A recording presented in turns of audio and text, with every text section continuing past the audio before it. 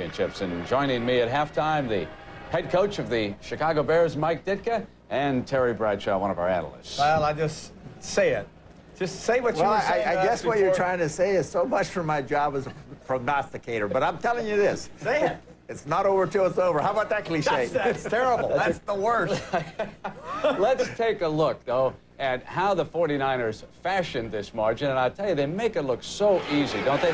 Mike, what about this TD pass? Well, the first TD pass, what he's trying to do, he's trying to go one way. They took it away from him. Rice kept working over the middle. Atwater did a terrible job of trying to tackle, and that's what happens. Yeah, you know, Terry, and the coach, John Madden, he was making a point over there that you shut down a Rice or you stop a running back, and up comes a Brent Jones, a tight end, and he got another touchdown pass from Montana. Well, the one thing you have to understand, the 5 receivers for the 49ers all caught over 50 passes. And one thing, Jones, the little play action misdirection with the option with Montana outside to run or throw. But who do you double? Who do you triple? How do you do it? And with five people that with that kind of power, it makes it very difficult for a defensive coordinator, Wade Phillips. Hey, Terry, I know what a lot of football fans are thinking, even Mike. How would your great Pittsburgh Steelers team have made out against these 49ers? Well, that's not fair. What do you mean it's not fair? Okay, all right. I want the truth. Our best Steeler team we'd beat this team. Our defense was awesome, and we would play them, and we would play them as like they've never seen before. And we ran the ball 60 and threw it 40, but when we threw it, we attacked safeties. The Broncos in the first half tried to go deep. They've given up. Now they've come back short, but their real weapons are deep, and the 49ers are taking them away. But we would be a team that would really, with our balance, we could beat this 49er team. What are you smiling about? Well, I tell you what, I was a part of that era. I saw the great Pittsburgh teams. I have a tendency to think that Pittsburgh's defense was as good a football team as I've ever seen. Now, their offense was also good, but I mean, they're complementing each other so well. It would have been a great game.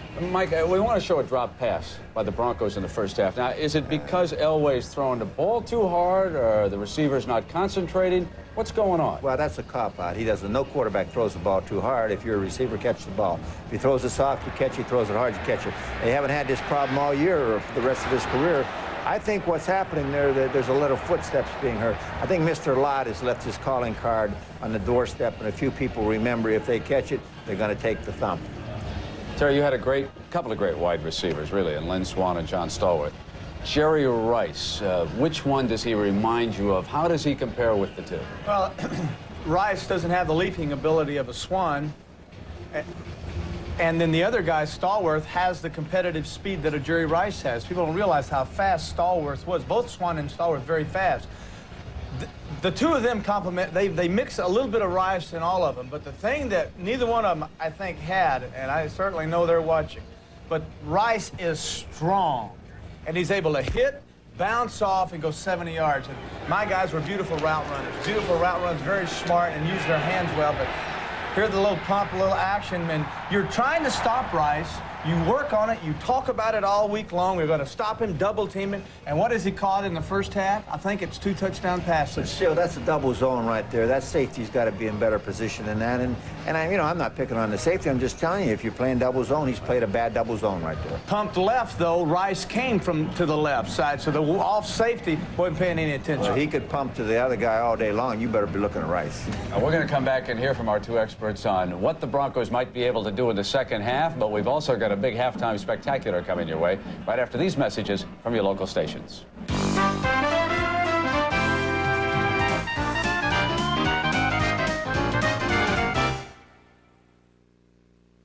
In their new CBS series, Grand Slam, these guys do everything together.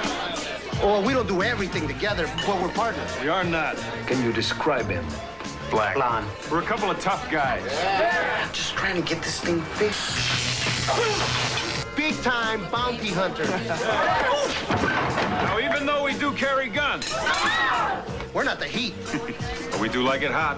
Grand Slam premieres tonight, so stick around. And now, the dream is a reality. Where the pros are stars and the stars play like pros. The AT&T Pebble Beach National Pro-Am. The greatest show above Earth. The NBA All-Star Game. 500 miles of NASCAR's hottest wheels. The Daytona 500. All this year. Sports 90, the dream season. This is CBS. Weather's getting worse. I'm cold. Wells Fargo has a history of coming through with new ideas in banking. How much? You have him for $15. Take a check? Drawing on Wells Fargo. We introduced the checking account before most banks had discovered California. Yep. After 137 years, our checking accounts are still making history. Wells Fargo comes through again. The heartbeat of America is waiting to steal your heart. At Frank Leander's Love Chevrolet Geo in Seaside. We're competitive in our prices, but we believe you deserve a lot more than just a competitive price. So we constantly strive to also provide the best in the financing and after-sales service, along with a good competitive price. Love Chevrolet Geo in Seaside. Ain't love grand? Don't miss a special edition of the 6 o'clock news. After the Super Bowl. Well, it's hard to believe, but it's true. Charlie Brown is 40 years old. Creator Charles Schulz first put pen to paper way back in 1950, coming up with the Peanuts gang. Charlie, Lucy, Linus, Schroeder, and the world's most beloved beagle, Snoopy. Super Bowl 24 dedicates its halftime spectacular in a real New Orleans-style celebration to the comic strip characters we love.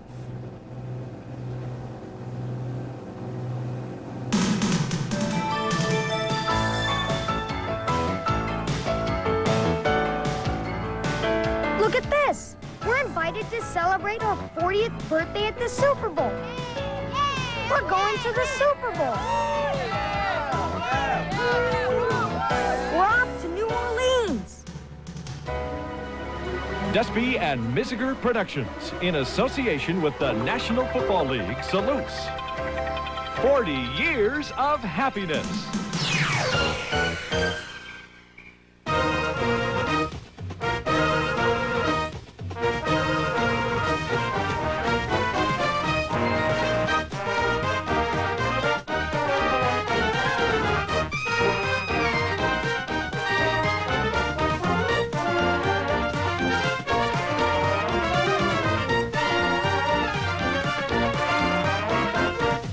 Wow, what a great birthday party. Okay, everybody, let the good times roll.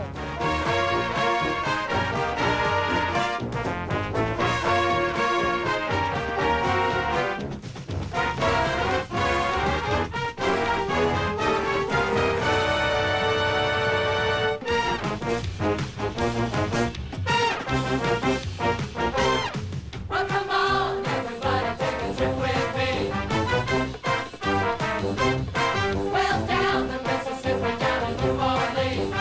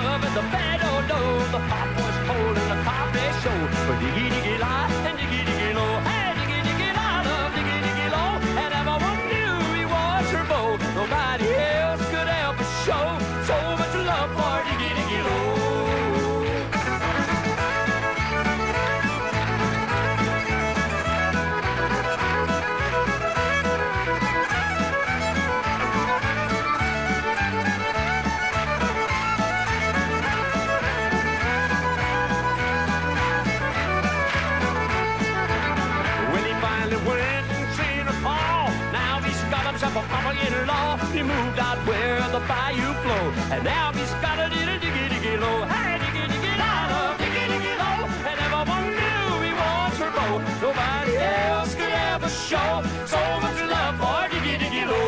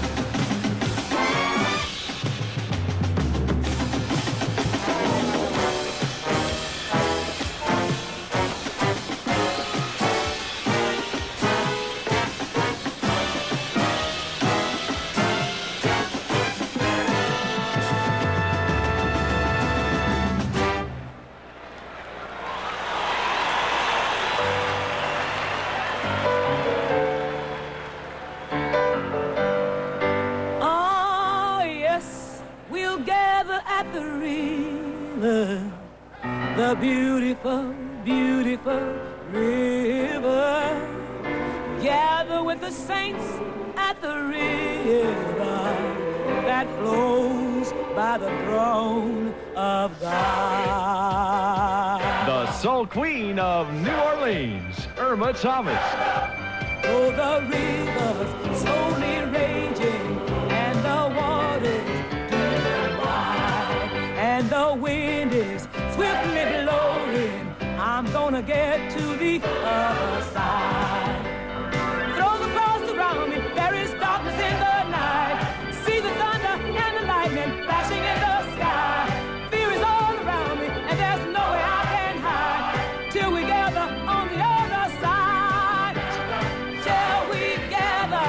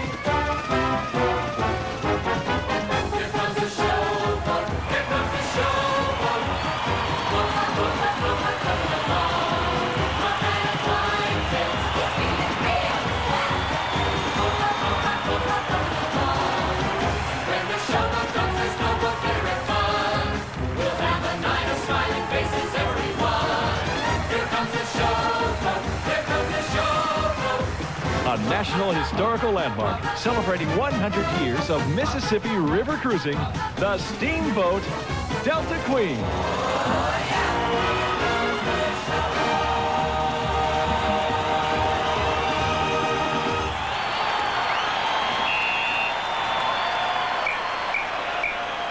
Mr. New Orleans, Pete Fountain.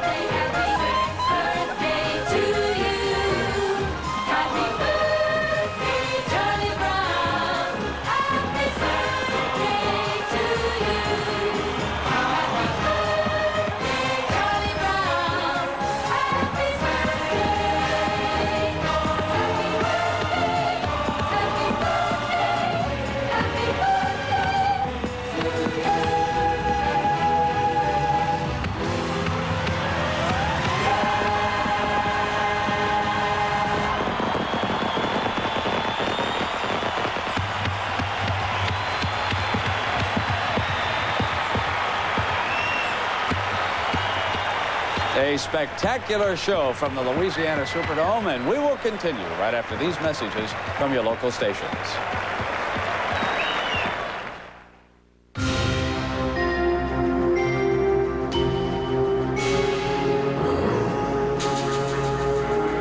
The world isn't getting smaller. It's getting closer. Now more than ever, turn to the CBS Evening News with Dan Rather. You always know when it's CBS News. This is CBS. Hey, where's the food? How about tacos? Yeah, tacos! Tacos! Tacos! Tacos! Tacos! Taco Bell introduces tacos to go.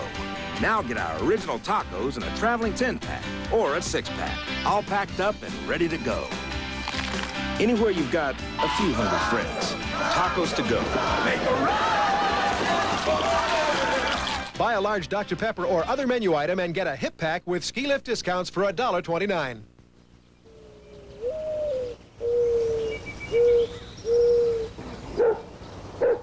Shh.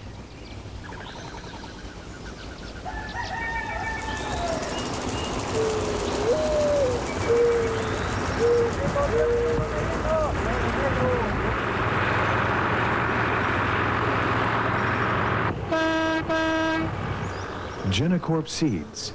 We grow because we listen. Okay, everything's set. Let's go. Okay, where? I love a laugh and a smile every once in a while. Everything scratch. I got friends, what else is there in the end? You're not too old to have fun. It's good for everyone. I need fun, fun. You're good at that. Play 3 for the money, the latest scratcher, and you could go all the way to the big spin.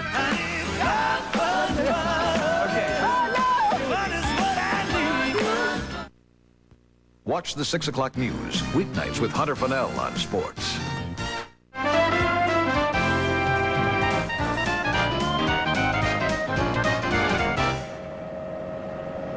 Well, the Super Bowl is fast becoming Joe Montana's personal showcase. 3 touchdown passes he threw here in the first half.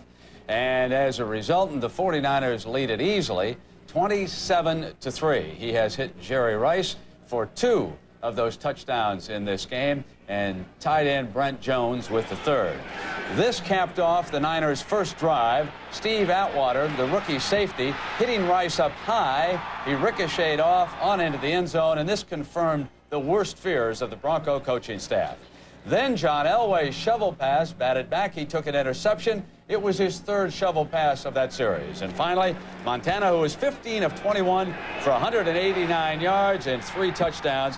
He's having a spectacular playoff now in 3 games, 9 touchdown passes, and not a single interception. Okay, Mike and Terry, let's look ahead to the second half.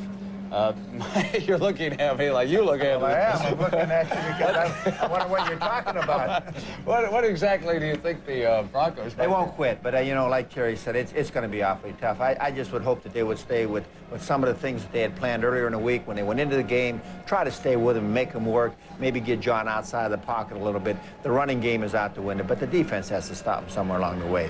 And like Terry said, if they put Steve Young in, maybe they'll stop him. Terry, you had some ideas. 2 things got to happen. I believe, number 1, the Broncos have to take the ball and have to establish the deep passing lanes early and score quickly with the deep pass. Then number 2, they have to come out and get a turnover and then capitalize in. Now all of a sudden momentum has built back up, and then they believe, hey, now this is what we thought we could do. They have no confidence right now. Try this. 0. No confidence. They say we don't have a prayer. Now they're only working on hope, and hope doesn't win games. Now, what would Mike Ditka do inside? You know, we know your ferocious temper. We have seen it on the sideline. In a Super Bowl game, you're really getting whipped. Would you have turned it loose on him? What would you do? Well, you mean inside? Yeah, if you were the Bronco. No, I don't think they don't do that. I don't think I'd do that. I don't think that doesn't have any merit to do that. I did that during the season. It didn't work. But, you know, you're dealing with a different athlete today, too. And, you know, sometimes they don't respond as favorably as you could. Plus, you got to give the other team credit. You know, it's terrible to set up and say, well, the Broncos aren't doing this and they aren't doing that. They aren't doing this and they aren't doing that because of a reason. And that reason is the 49ers offense, defense, and special teams. Terry, what about some of the play calling? I said the 3rd shovel pass, and they ran a couple of draw plays in that one series. You say establish the deep passing lanes. What about that? You do what you do best. You play to your strength. Shovel pass is a one-time thing. You don't just shovel pass. You do what you do best. And like when Mike said that, you know, they're giving credit to the 49ers, and they're almost saying, hey, we don't have a way in the world to beat these guys, but don't get away from shovel pass, maybe some screens, but you got to establish what Elway does best. And what he does best more than anything, Brent, is throw the deep ball, deep post ends, deep post corners, options. Get him out. We haven't seen him delay and then run outside. Change it up. The first half, always an offensive coordinator runs his best stuff. Now, we've seen so far their best stuff, and it has been horrible. Second half, let's go to some other stuff. All right, well, speaking of the stuff, let's find out what's been going on down with the players, and let's check in first with Irv Cross, who's been tracking the Broncos. Irv? Ben, as you can imagine, the Broncos are really concerned as they filed into the locker room. Of course, they're very quiet and very sober, and a couple of players have said they're shocked or surprised things have gone the way they've gone. As a matter of fact, Keith Bishop, an offensive lineman, said, hey, it's not the defense's fault, it's the offensive fault. We haven't done anything. We have to score and keep the ball away and keep the ball away from Joe Montana. Here's what he's talking about. Elway, 6 for 20 in the first half, 63 yards passing, and only 87 yards of total offense. So right now, they're in there thinking sort of like Terry Bradshaw said, let's get the offense going. Let's go to Will McDonough at the 49er locker room. Well, Brent, I think it's going to, Irv Rather, very tough for them to try to come back against the San Francisco defense. You know, in the last 5.5 playoff games, including 1989, this defense has given up just 2 touchdowns. Both of them came when their offense was 18 points ahead. Now, I imagine Denver trying to come back today and score against this defense is going to be very tough. Let's go back to Pat and John upstairs. Well, John, we've seen the 49ers do this kind of surgery on, well, for 3 times in a row now. Minnesota first, then the Rams, and now the Broncos. That's no surprise. Was there a turning point, in your opinion? Well, I think so. I mean, I think starting off with the coin flip was a turning point. When the Broncos won it, then they got the ball, because I think Elway is the type of guy that has to come out and he has to get something going. And he came out and he was too pumped up. He threw 2 passes. They were both incomplete, and then he really couldn't get anything going. Then I think the other turning point was when the Broncos were down 7-3, and they were around midfield, and Bobby Humphrey fumbled. And then on this play, we'll see it here. You see they're at midfield. They're down 7-3. They take the fullback out. They're going to run Humphrey right into the line here.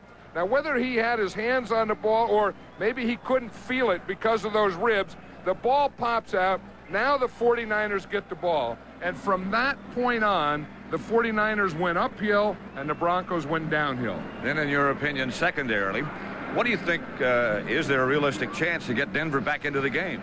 Well, I don't know. I mean, they haven't proven that they can stop the 49ers yet, and I think that they had to knock Joe Montana down. In the whole first half, they didn't knock Joe Montana down. On defense, they had a tackle, and on defense, they missed 11 tackles in the first half. So there's always a chance, but when it's 27-3, I don't know what it is. Well, let's throw it deep and hope, I guess. That's about as much as you can hope for.